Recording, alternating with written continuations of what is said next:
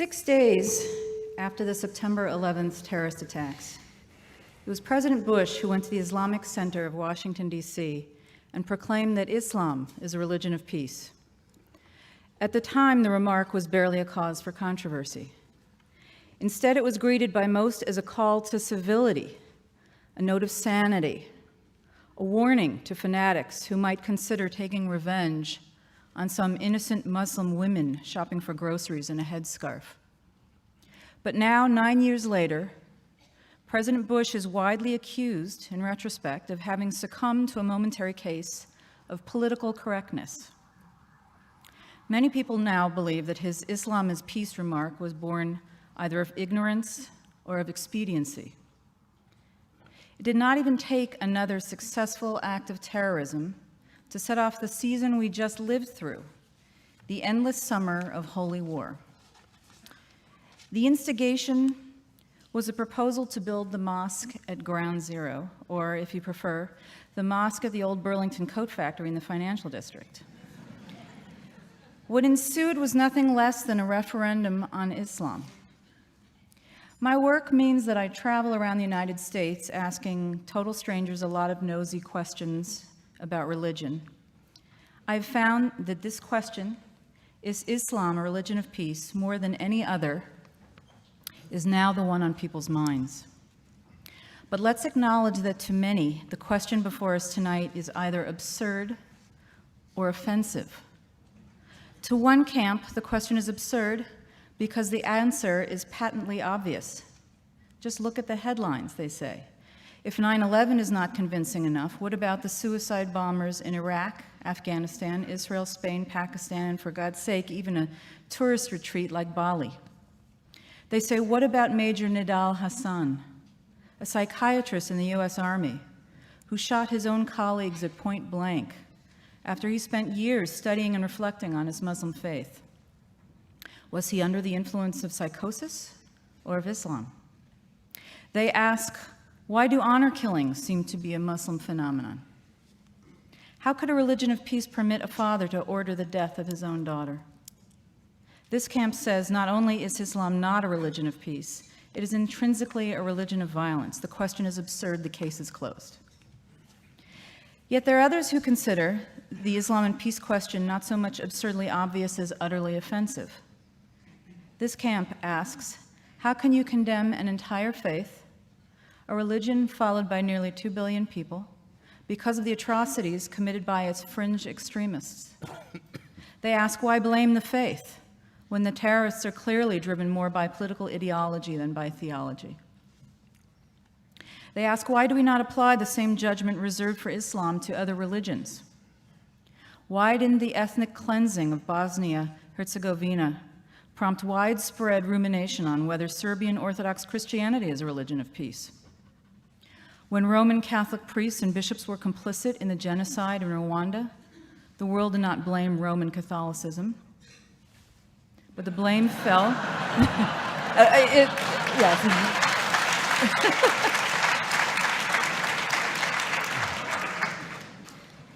God is not great. But for most, except for your wide readership, the blame fell on a few rogue clerics. Why do we make such fine distinctions when it comes to religions, other religions, but not with Islam? This camp asks, isn't the Old Testament laced with calls to violence as explicit as those in the Quran? Why do we explain away the warlike verses in Deuteronomy and Leviticus as a product of their time and culture when we do not excuse the sword verses in the Quran? Whether you think the question before us tonight is absurd or offensive, no matter which camp you're in or neither, or whether you think it's appropriate, I'm hoping that what we accomplish tonight is to cause every one of you at least one disconcerting moment in which the preconception you arrived with is shattered. So our format tonight will allow Mr. Hitchens and Mr. Ramadan each 10-minute opening statements, followed by a brief rebuttal. And we'll have a longer period for discussion, and then open it up for questions. I hope you'll have some good ones. I have no tolerance for any interruptions, though I don't expect that, but if we do, we have ways to handle them. And also a reminder to turn off your cell phones so we're not serenaded unnecessarily. So we agreed very congenially before we began that Mr. Hitchens would begin. Thank you.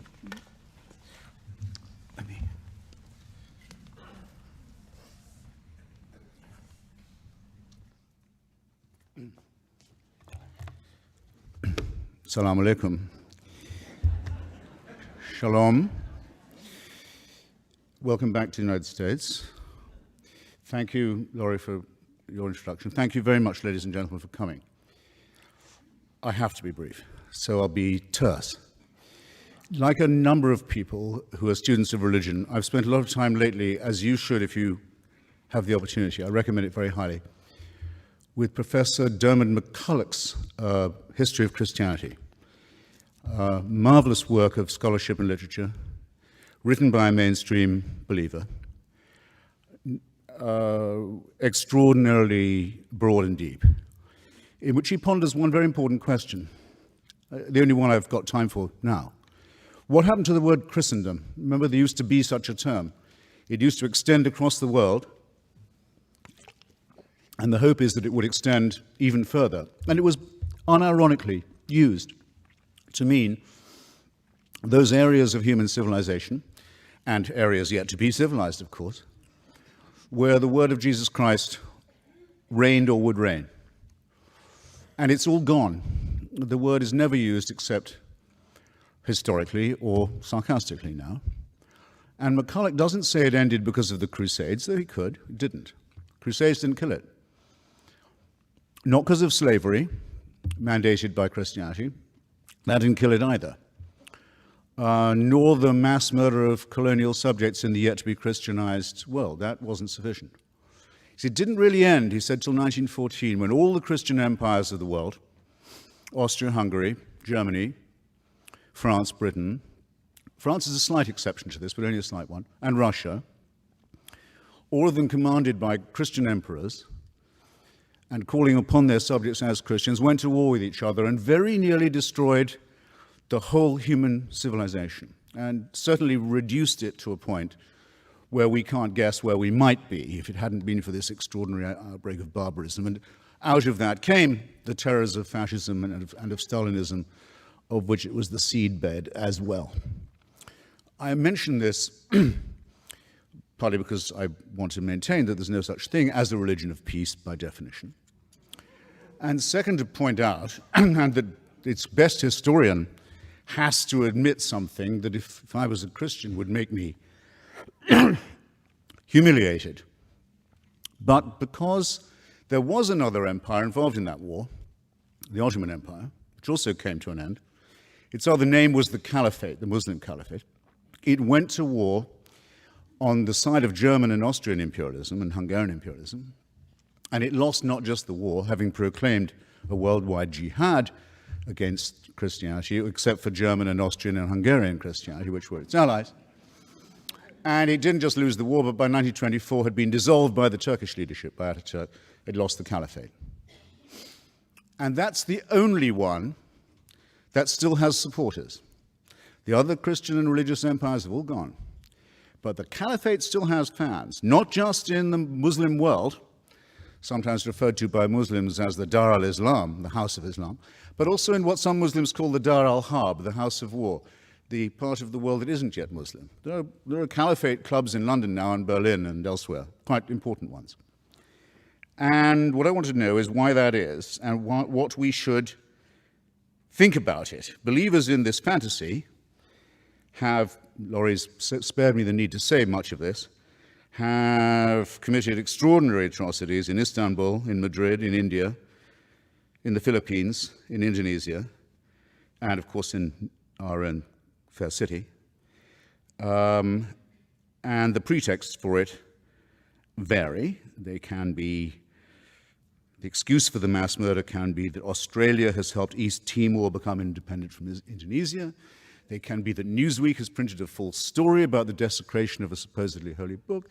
You never know what it's going to be next. But everyone knows to be careful about it. and everyone understands that the threat of violence that backs it is believable. And that's my opening position. Now, you will say, I can hear it already being said, you may be saying it already to yourselves because the defense mechanisms kick in. And in any case, Laurie already said it for you. And I hope Professor Ramadan won't feel the need to say it again, but if he does, fair enough. You may say, that's not the real Islam.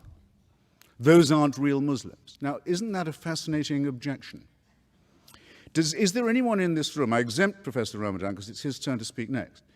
Is there anyone in this room who would care to arbitrate that question? Who is to say, where is the authority that defines who is a true son of the prophet or true interpreter of his work? Part of the problem to begin with, and it's part of the problem because it is a religion, is that it's perfectly true to say we don't know who the true Muslims are. How right that is, who does speak for it. Only the second problem with defining Islam as peaceful, only the second problem with defining it as peaceful has to do with the fact that it's highly fissile and highly schismatic, that there is a civil war going on within it, the religion of peace. As we speak, at least one civil war between the votaries of this religion of peace is already taking place, and some of it is exported outside that world into ours, very salient fact. The first reason, though, is this. Islam makes very large claims for itself, very large claims indeed. It claims to be the last and final religion, the last and final revelation. When you see bumper stickers, everyone says you can't reduce major things to a bumper sticker. It's not my idea to have bumper stickers saying Islam is the solution. It's a well-known slogan, actually, of parties associated with the Muslim Brotherhood. They say Islam is the solution for everything. It takes care of all your life and the one to come. Sexuality, political economy, banking, diet, relations with other religions, everything. It's a total solution. What is creepy about the word total? I hope I don't have to tell an audience like this. It's the first 5 letters of the word totalitarian. It's absolute. It's absolute. It's all-inclusive. It's unanswerable. And oddly, for a religion that makes such large claims, notice another thing about Islam, it doesn't particularly like having these claims questioned or scrutinized. In other words, just as there is with all religions an inverse relationship between the claims they make and the evidence they can produce for them, you must have noticed that, with Islam, a younger religion, and perhaps therefore more in its first flush, there's an extraordinarily strong willingness to say that any challenge to its absolutist claims is by definition profane. And profanity and blasphemy can be the antecedent to very severe punishment, and often are, for Muslims and for non-Muslims. And this is not a road of peace in my submission. That's my first point completed. The claim to govern everything from hygiene to sex and the afterlife, which contains detailed prescriptions for the good and bad versions of itself, again strikes me as somewhat totalitarian, and they're both based upon 2 very, very questionable and not very peaceful concepts. One is the idea of a perfect human being, the Prophet Muhammad, and the other is the idea of a perfect book, the Quran, the recitation. Now, the category perfect human primate or mammal and the category flawless book that could possibly not use any kind of change, revision, or editing are categories that do not exist. There are no members of these categories. Therefore, any challenge to this faith is bound to lead to heresy and to schism, and does. And just as all forms of absolutism and totalitarianism, leader worship and revealed truth, unalterable text, always do, because they can break, perhaps, but they cannot bend. And thus the latent potential of violence between them, among them, as well as within them, is very great. And at any moment, someone is in danger of being accused of being an apostate or an unbeliever. This week, the Coptic Pope of Egypt, Pope Shenouda, who represents 10 million Egyptians, was hustled onto Egyptian TV. He's not asked on all that often. I don't think he was even asked on this time. I think he was told he'd better come on. Why is the leader of Egypt's huge Christian minority suddenly compelled to make a TV appearance? Because one of his bishops had said in an interview that he thought that some of the verses of the Quran showed signs of having been added later on and to have been later accretion. And Pope Shenouda was forced onto the television to say, it's not that that didn't happen, it's it couldn't have happened. It shouldn't even be discussed. So that it has to be claimed even by non-Muslim subjects of a Muslim state that there is, after all, because no Christian claims this about the Bible anymore, no Jew claims it about the Pentateuch. After all, yes, there is just one book that's completely word and letter perfect from the first time it was not even written down, but recited. Now, demands that you believe the impossible do not lead to peaceful outcomes. Nor do they lead to peaceful or tolerant regimes. And I'm not going to ask you which Muslim country you would like to live in. I don't know whether Professor Ramadan will tell us which one he would pick if he had to, because I don't have to ask you a question like that, because it's already in your mind. Can you wind up now? Yes, I can. I can, yes, and will. Shall, in fact. Sexual repression doesn't lead to peace. The idea that women are inferior to men is a profound cause of unease, let's say the least of it. All religions make some form of this claim. Islam seems to make it less apologetically than most. Claims that the world will come to an end in an apocalyptic form, which will lead to the victory of one religion or another, are not peaceful either. It's possible, perhaps, I haven't exhausted all my remarks, that the endless teaching of battle stories to children and the stories of lethal feuds from 7th century Arabia don't lead to peace, or the forcing of children to memorize and retell such stories by rote doesn't lead to peace either. It's arguable that peace isn't attainable at all. It may be arguable in some forms, that sometimes in places that religion isn't even desirable, but it will not come by the fanatical adoption of a man-made text and a man-made supreme leader. Nothing but war and tyranny has ever come from the adoption of formulae like these. The only way to moral and intellectual satisfaction, even temporary, perhaps only temporary, but of any kind at all, comes to those who are willing to take the great risk of thinking for themselves at all hazards and trying to share the benefits of that tolerance and that open-mindedness with others. And with that, for now, I'll rest my case. Thank you very much.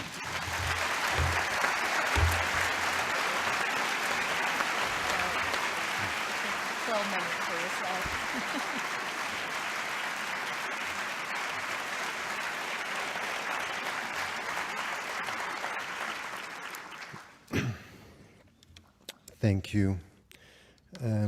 First, thank you for this invitation here this evening, and I really also want to thank once again Oxford University Press for organizing my visit here in the States, and I won't forget ACLU and others who helped me to struggle for my rights for being here in the States and being able to speak, to listen, and to contribute to the American debate or the Western debate. And I know that among us, Jamil Jaffer is here, so I want to thank you again for this support.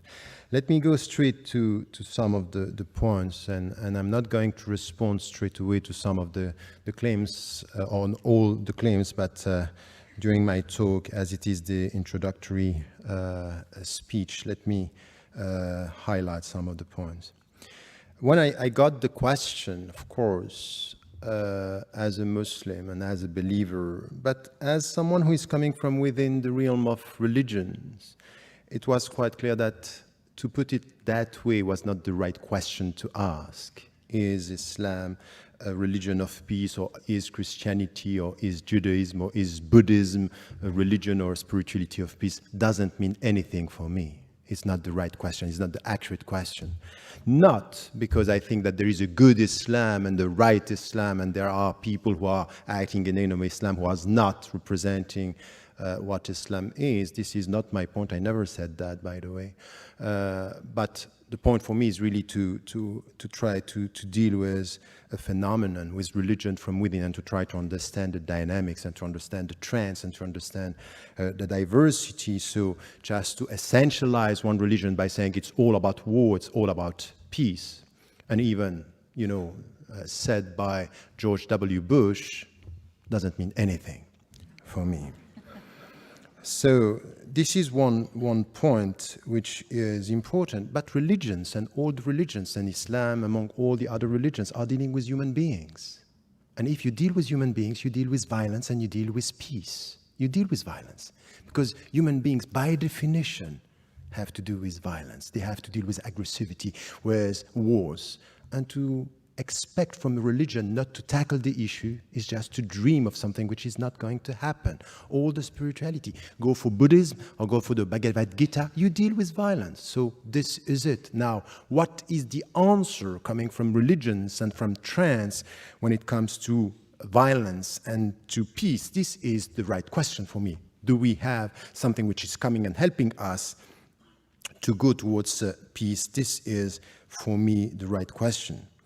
So now, once again, when I have people speaking from outside, and it's especially the case these days when it comes to Islam, is we speak about Islam and we speak about, something which is a religion that is perceived through one window or through one interpretation, and we very often take what is visible through the media. But Islam is as complex as Christianity and Judaism and Buddhism and Hinduism.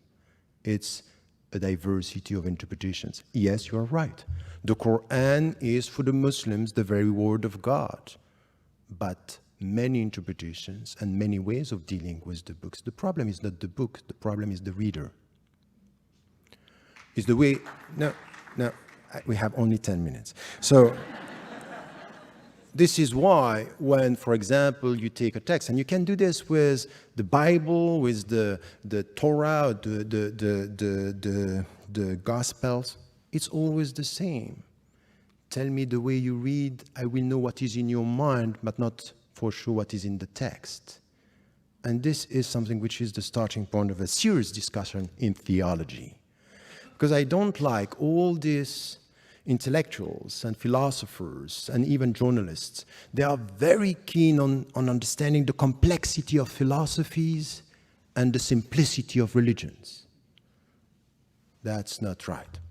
And the one to blame sometimes are the religious people themselves, because the way they present their religion is something which is all of dream and hopes and not dealing with the reality, which is a complex reality.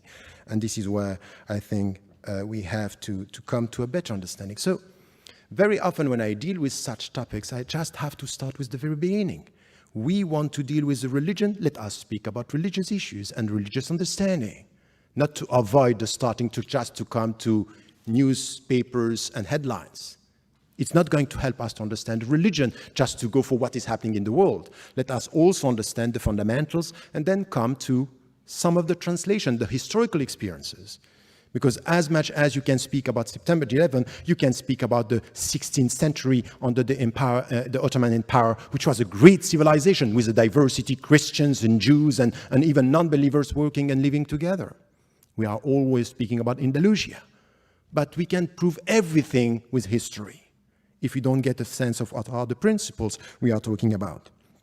So, for example, coming from a religious viewpoint, I wouldn't say Islam is the religion of peace. I say Islam is a religion for human beings. It deals with peace and it deals with violence. And it helps the people to go from violence towards peace. It's a way towards peace, but it's not a peaceful reality, because we are not peaceful beings. We are all in tension. Just to get that inner peace in us, and this is the starting point of the Islamic philosophy of human being, is really to start with your own self. Look at your heart and tell me if you are at peace or you were at peace. Peace is a process through which you have, is a process that you get at the end of a self-education. Educate yourself to get this inner peace. This is coming from the universal message of all the religions. You get this in Buddhism, before even speaking, or not even speaking about one God, but you get it in Judaism, you get it in Christianity. Educate yourself to get that peace. So you have to deal with your inner wars and tensions. So this is the way we have to deal with the issue about peace. And the starting point is spirituality. Why? Because at the end of the day, it's really something which is important. And this is the difference that you can find between Islam and the Greek tradition. If you come back to Socrates, Socrates was saying your body in itself is bad. And this is why you have the soul helping you to educate your body and to master your body. In Islam, there is nothing like that. Your body is not bad, is not good, and your soul is not bad, is not good. It depends on what you are going to make out of it. It's your responsibility because you are free. Your dignity is in your freedom, and you have to use your freedom to make it bad or to make it good. Take the good decision for your body, that's good. Make the bad decision, that's bad. So it's all a question of educating yourself with your own body.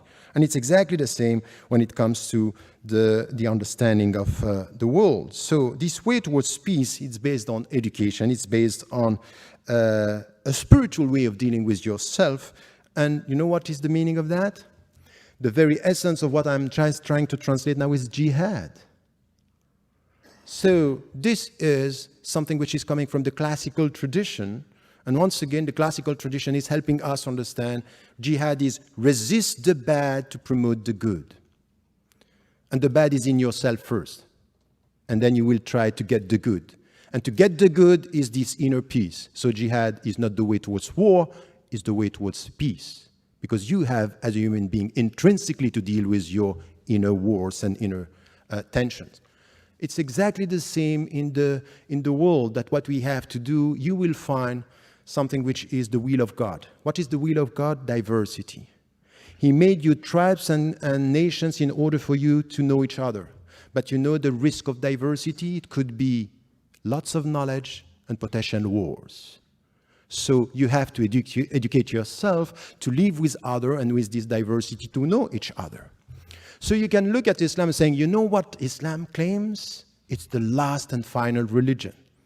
It's not enough to end with this sentence. The most important thing is what Islam is saying about the other religions. That you have to remove them from the earth? No. He made you tribes and nations in order for you to know each other. So respect the Christians, respect the Jews, respect the people who were before you. So it's a call towards respect that you find also in the texts. So yes, you will have Muslims. They will take one dimension and interpret this as it is the final religion, we are not going to deal with all the others. But you cannot deny the fact that through history, Muslims in many situations, in many historical situations, were dealing with this diversity, and we learned from the Middle Ages and we learned from the Ottoman Empire that Muslims are able to deal with diversity and take from the Jewish tradition. Maimonides was speaking Arabic better than me. He was a Jew, and he was an intellectual, and he was a theologian, and he was dealing with respectful people. So all these Muslims were wrong Muslims because they didn't understand that the final religion should not listen to the first monotheistic tradition. That's not true. You cannot reduce this in such a way. It's too simplistic to represent what a religion is and what a history and a historical experience is.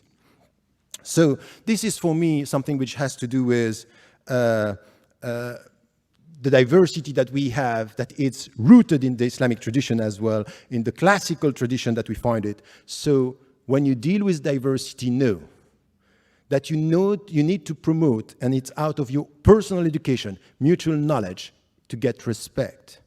But you also have to deal sometimes with oppressors and people who are going to try to take over, and you have to resist. And this resistance, in order to reform the world for the better, is the very meaning of jihad. Now, once again, I will never deny the fact that some Muslims, some theologians, in history and now, are using some of the verses in a way which is, for me, unacceptable. And you know, I go even further than that. Just after September 11, when I was invited by Time, I came here and I was asked about this. I said, you know what? It's not only not good and not Islamic, it's anti-Islamic what they are doing. It's against my religion. It's against the principles. So I'm not saying this is the good religion and this is bad. I acknowledge the fact that they are interpreting the text in a way. But what I'm saying from where I am, from within my tradition, is this is anti-Islamic. This is not the right way to deal with the text. So you cannot reduce this into something which is, oh, the only right Muslims are the Muslims who are acting the way I believe Islam is, meaning bad. I think it's not fair. It's not a discussion that we can have. So let me come to my conclusion here. At the end of the day, if you go through the text and you understand the philosophy of this way towards peace, dealing with your own wars and inner tensions and the tensions within the society, you will find interpretations within Islam that are promoting something which has to do with peace without avoiding violence, because we all have to deal with our violence. This is something which is important, and in history you will find the examples for this and for that. So don't rely on history. With history you prove whatever you want. But at the end of the day, this is exactly the case for all the philosophies. All the people who are promoting human rights, we all have to do something which is out of humility to check our people. Because with the best means, you can promote the bad or the worst attitude. In the name of human rights, we want to kill people. In the name of human rights, we can promote and support the war in Iraq and Afghanistan, where so many innocent people have been killed. And I said it from the very beginning, never forget that the blood of an Afghani or Iraqi innocent man or woman is as valuable as the blood of an American innocent man and woman. No discussion about this. So the best ideology in the name of human rights, in the name of democracy, could be used by people to promote the worst. So let us be humble, instead of criticizing one religion and one ideology, to know that in our universe of reference, you will find people using our texts, our values, sometimes for the good, and sometimes for the bad, sometimes for peace and sometimes for war, sometimes for dignity and sometimes for money, sometimes for protecting freedom and sometimes for geostrategic interests. It's not right to essentialize by saying, oh, all the wars on human rights, for human rights, or all these philosophies are right or wrong, or promoting a philosophy or a religion of violence. I think that this kind of conclusion are very dangerous because they don't give us the opportunity to find in any single religion, in any single philosophy, people of goodwill. These are the people who can talk to each other, understand each other, and make it possible to live in diversity and in mutual respect. Thank you.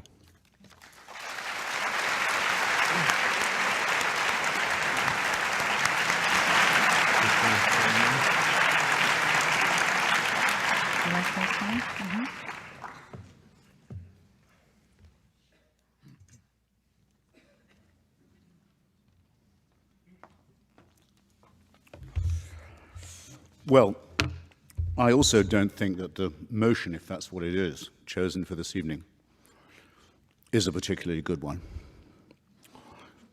But I knew about it as long as Professor Ramadan did, and I did at least agree to speak to it, in spite of that reservation. And I make this not just as a point of self-pity, but because, for example, someone in this great city who's become used to making nice these days, Imam Rauf, who describes himself as both founder and visionary of whatever the downtown establishment is now to be called, wrote an article, I'm pretty sure it was on the eve of Yom Kippur, for the New York Times, in which he said, when you think about it, this is one of the most hand-washing statements I've yet heard him make in the Make Nice department. When you think about it, our word, Islam, is almost exact translation of your word, shalom. I didn't say it. I've never heard anyone else say it. It isn't true, among other things. Islam may have some relationship to the word salam, which can have some relationship to the word prostration or religious observance. It may, but we know what Islam means, is intended to mean, and does mean, is surrender to God. Acceptance of God's surrender, sometimes translated as submission, but in any case, the resignation to the divine will. Again, not, in my opinion, a prescription for peace, but that isn't my only objection to it. I don't think that abjection or fatalism or the prostration before a divine, or let alone before holy men who are interpreting the book, is a recipe for good health of any kind, mental or physical, since we're talking about the Greek concept of the body and of the spirit and of virtue. Just to get that out of the way. Now, you're right. I was surprised to find myself saying, Professor, when you say that the problem is not the book, but the reader. In the case of the Quran, that is certainly true of me. It's true probably of every book I've ever read, that there are difficulties I have with it or capacities I don't have with which to approach it or understand it. But if I'm reading the Quran, I certainly say, well, I can't tell whether this book is the word of God or not. I can only doubt that there is such a thing. But I can hope that this was a bad day for God. Can't I? And I can hope to live in a country where I can say that and get applause.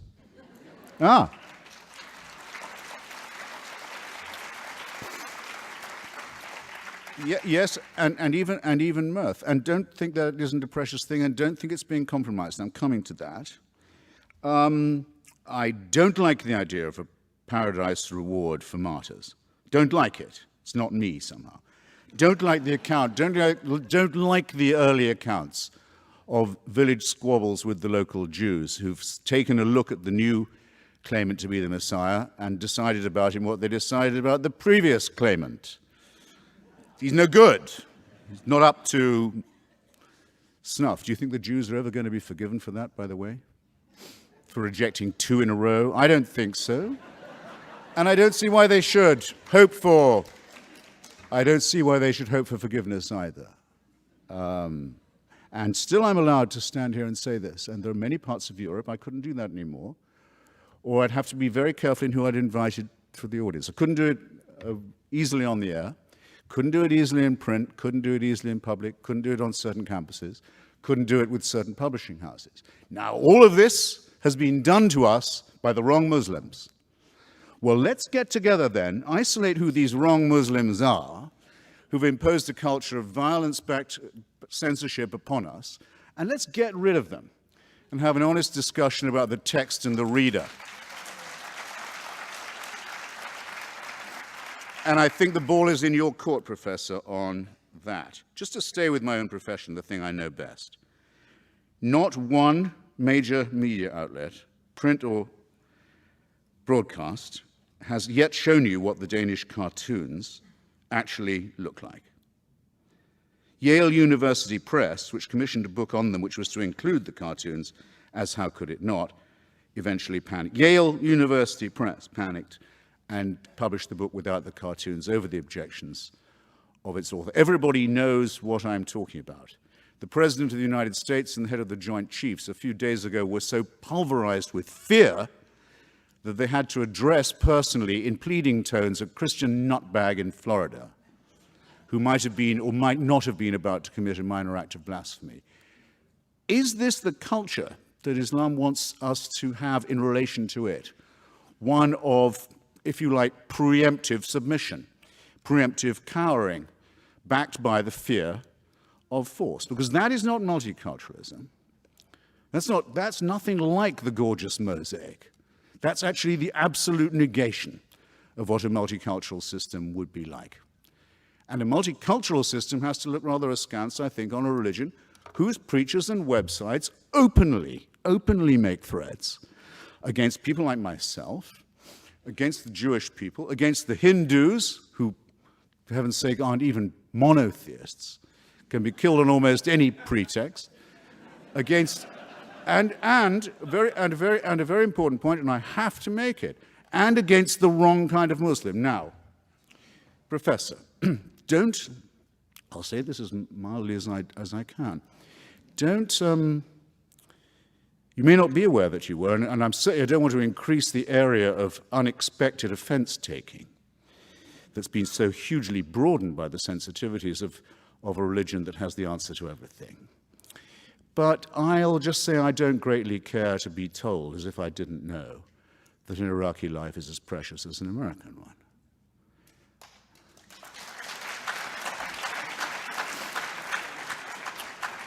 And as someone who's visited Iraq quite a lot, had the occasion to think about it a good deal, I wonder if you could mention anything the United States has done in Iraq that is remotely as criminal, as sadistic, and as violent as the blowing up of the Mosque of the Golden Dome in Samarra.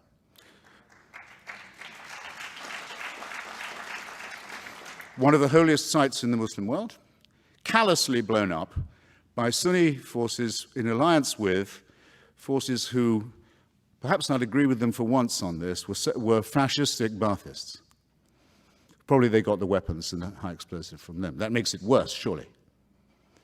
Intending to start and successfully, in fact, initiating a civil war in which countless thousands of people have been killed, religious processions have been fired upon, funerals have been fired upon, Qurans, without number, of course, been incinerated, much more importantly, children, old people, and civilians. Now, where is, I just wonder, you must be able to quote it to me. Where is the Sunni fatwa against this conduct? Where is it?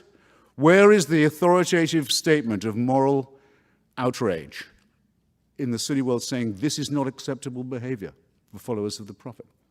I missed it. And so apparently did the followers of the Prophet miss it, because they keep on doing this all the time.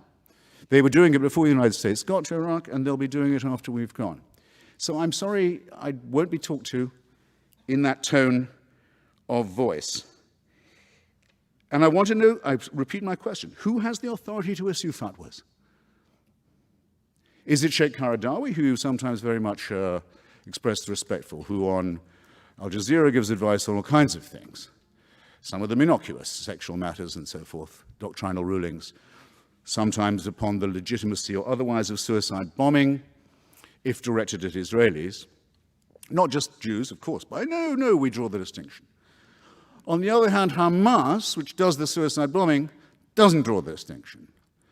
If I can't issue a fatwa against Hamas, if I'm a Muslim, if there's no one who will, and they won't, surely someone could say, we don't think Hamas should have on its website and manifesto the reproduction of the protocols of the elders of Zion, a Christian fascist fabrication that is one of the warrants for the Nazi exterminationist solution. I mean, surely that's a question for the UN Anti-Racism Committee on a spare day. Or since that spare day never seems to come, for some Muslim authority to say, no, brothers, don't do that. It doesn't come. It doesn't happen. Look on the website, it's still there. Now, you would do better, I think, Professor, if you identified yourself as a member of a very small and critical and endangered minority. Someone who really is against all this and will say so, and will also decry the fact that the religion itself can't seem to throw it off. But you seem to have that a little bit both ways.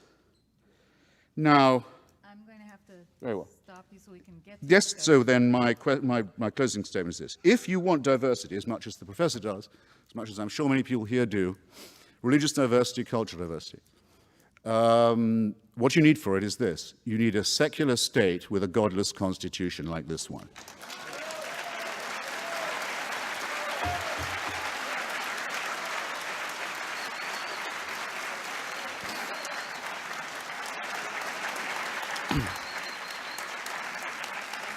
To speak as you did of the Ottoman Empire as a place where there were not just Muslims, but Christians and Jews, is either not to know yourself, or to expect others to have forgotten, or not to know what it meant to be a non-Muslim under the Caliphate, or under any similar theocratic Muslim authority to this day. No, what we need, secularism is the only guarantee of religious freedom, and yours and that of every other Muslim we will defend.